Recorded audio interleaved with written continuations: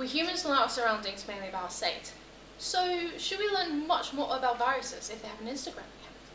Thanks to the electron microscope, we do have pictures of viruses, although not as many as an Instagram account, but enough to change the more medical research.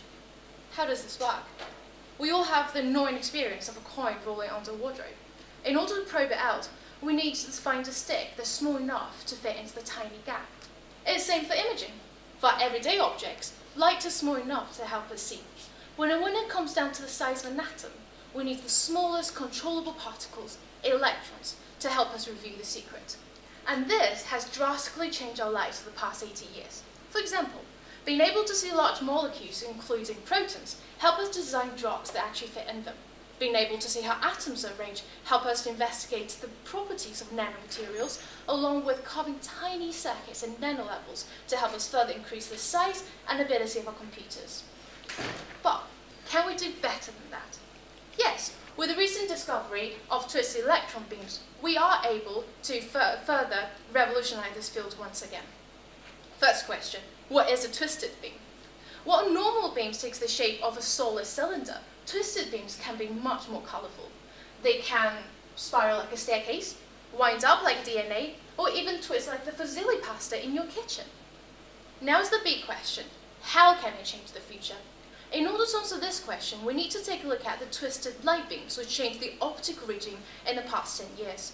Since twisted beams can rotate objects as if they were in a microscopic tornado, they make things only exist in sci-fi stories come to life, like micro machines powered micro pumps, quantum communication, and quantum computing.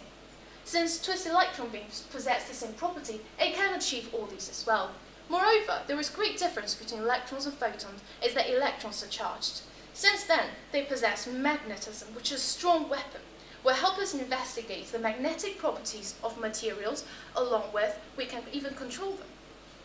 So, the future seems bright ahead of us, but we know so little about twisted electron beams. The only proper description we have is of low-speed beams.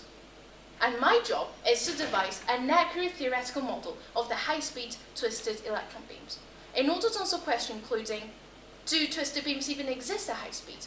What are the properties they possess and how we can control them? I plan to take the high speed and the twisting properties separately into account while working closely with the experimental data to keep myself in the real world. Hopefully, by the end of my thesis finish, I will be able to provide an extra pair of eyes for us to see the mini world. And by that time, virus might not only have an Instagram account, but Snapchat as well.